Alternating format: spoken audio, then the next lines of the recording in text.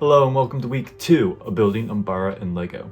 First, I want to thank you for all the support on the first update in the series. It's probably my fastest growing video of all time, so again, thank you so much. So you might be able to tell I'm actually recording this after I made all the progress for the update, so you might be able to get a bit of a sneak peek for what we do in this update. But for the most part, we're going to be working on the tower, making it taller and adding more detail. But first, before you make any progress, I had a bricklink order that came in, so let me show you what came. Alright, so here's what I got in my bricklink order. So first off, I did get some more of these hinge plates. I might have gotten a few too many because I kind of overestimated how many I would need, but it's better to have more than less, I guess. Next, I got some of these 1x2 plates in translucent light blue.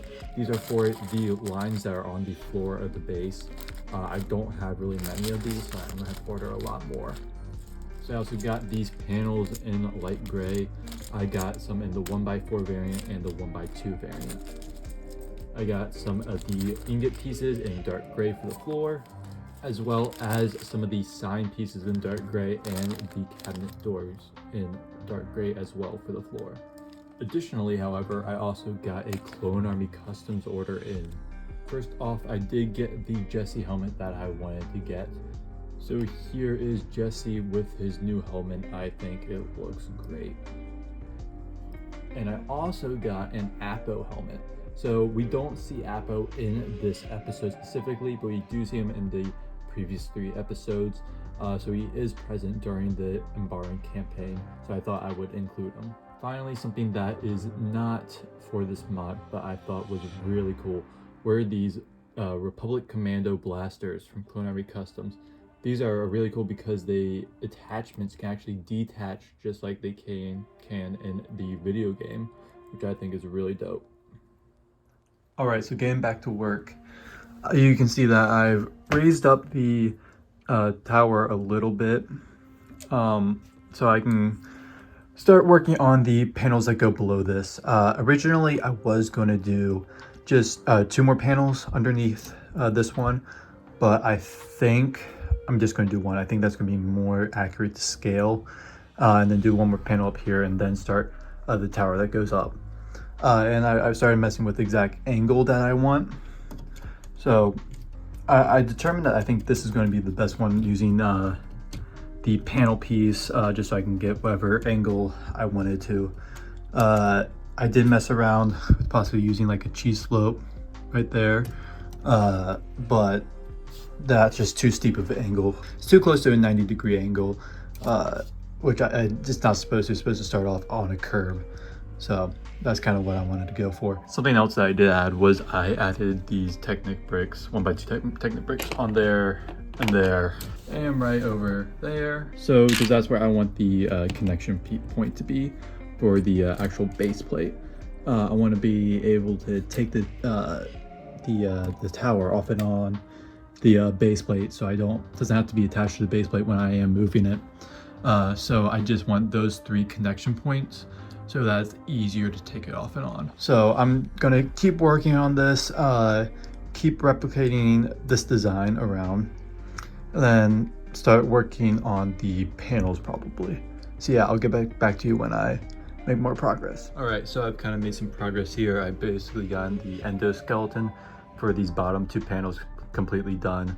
I did change it up a little bit for these 2 and then the 2 ones over there as well, because in the image that I'm using as reference, you can see that there are kind of like doors right here and here and on those sides as well.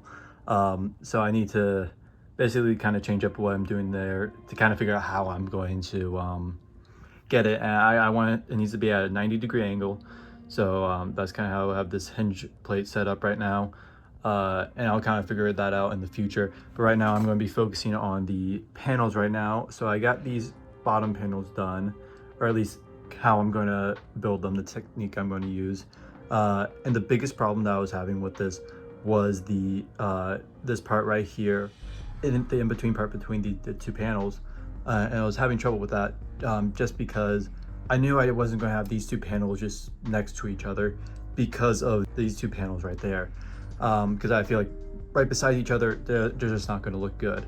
You know, I feel like there needed to be some sort of intermediate between them.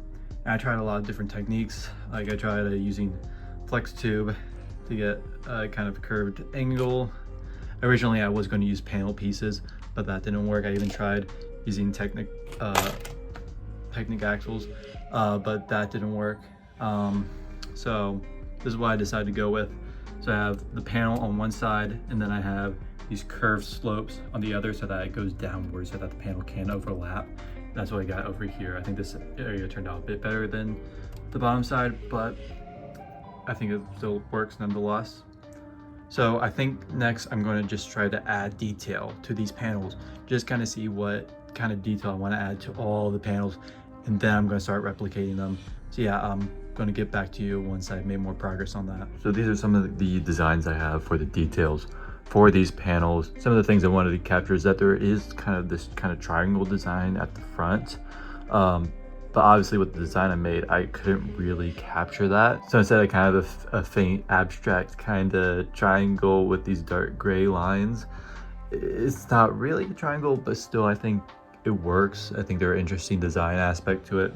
But basically I just made use of these sandwich tiles and these wedge tiles as well, to get these diagonal lines going around. Originally, instead of using the tiles, I did experiment with just using plates, but that was kind of boring. It was flat, and instead I wanted to add some depth, so I do have the dark gray line sitting one plate lower than the light gray tiles. Some of the other designs, there are some faint kind of lines. There's some like two diagonal lines about here on the building, so I just kind of use bracket pieces and tiles, or these more of these sandwich tiles, just kind of capture that design. But also you made uses of these ingot pieces, just to add a bit more of depth to the build. And this cabinet door, this is going to be in light gray. I just need to order it first, but I use that to add a bit of depth to the building. Finally, I also used the side of the grill tiles, these over here, just to add some small little details to it that otherwise would have just been like a flat wall. I could just use bricks, just to fill this up, but then even though even like this could have just been filled with bricks, it would have been more boring to look at. So instead of using these bracket pieces and the tiles, it's just more interesting, more going on, more detailed. Finally, there is a dark blue line that kind of spans the bottom of this building. So that's kind of what I had started on, but I don't have much dark blue. But I think it looks all right now. Right now, I'm not going to keep this exact design. I do want to make use of these wedge plates, but yeah, that's going to expand this entire length. So yeah, I'm pretty happy with the details that I got on these panels. But the final thing that I do want to do for this update is actually attaching the building to the base plates, figuring out exactly how I'm going to attach it and how it's going to line up with the floor and how it's going to be flush. Since this is going at an angle, it's not really going to be able to be exactly flush with the ground, so I'm gonna have to mess with that and try to figure out how I can make it flush. So yeah, I'll get back to you once I worked on that. All right, so I made like 3 attachment points to the base plate. So I have like one in the middle right there, then one on either end. So they aren't completely attached, like they should be able to take it on and off pretty easily. So when I transport it, I can just take the entire tower off the base plate and transfer that separately. Specifically because it moves over into other areas of the MOC, into other base plates, and if I just leave it on, it just would be much more difficult to transport.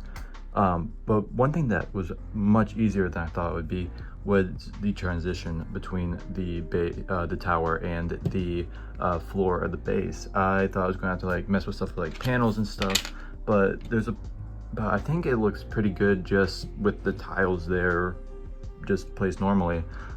There's like a small gap, but from far away it looks pretty decent. And when I just go around the angles, I just use like a mix of wedge tiles and sandwich tiles, just kind of get that angle to make sure that it looks fairly seamless. The final thing I experimented with was the minifigure placement. So I kind of messed around with how I wanted Pancrel to kind of be positioned. I used one of the minifigure stands to attach his leg just to get more dynamic motion. And I have one clone trooper who is being stabbed with the lightsaber. So there is enough space to put the lightsaber blade between the legs of a figure. So that kind of looks like he's being stabbed, and I have these 1x1 studs with a hole in the middle and translucent orange just to kind of show where the heat is building up from the lightsaber. And I have this one clone trooper who is shooting at Pon Krell and he's deflecting the blaster bolt. That's why I used this little clip piece right there to signify. And then with this clone trooper, I am using custom blasters, so I can't like attach. Usually I attach like lightsaber blades to kind of show where blasters are shooting, but I can't really do that with custom blasters. So instead I just have the clone trooper holding the lightsaber blade. And also I don't have the helmets on, so I can get more, or I don't have the heads on rather, so I can get some more dynamic positioning with the helmets. So that's going to be it for this week of building UMBARA. I think we made a lot of good progress, but most of the time that I spent was a lot of trial and error, figuring out certain techniques, what worked, what didn't. I didn't really get any kind of large progress that could have been in a time lapse. I'm sad about that. I wish I could have done a time lapse, but hopefully next week I will be able to. I have been really busy, kind of the end of the school year. I got a lot of exams coming up, but once school is out, I'm going to be making a lot more progress. But yeah, hopefully next week I'm going to be working more on the kind of base of the tower, adding more panels, more details, and working on the entryways to the tower. The technique is going to be a little tricky. It's a lot more, rounded curves, which is difficult to do in Lego. So hopefully I am going to be able to figure that out in next week's update. But anyways, thank you so much for watching. I'll see you later. Goodbye.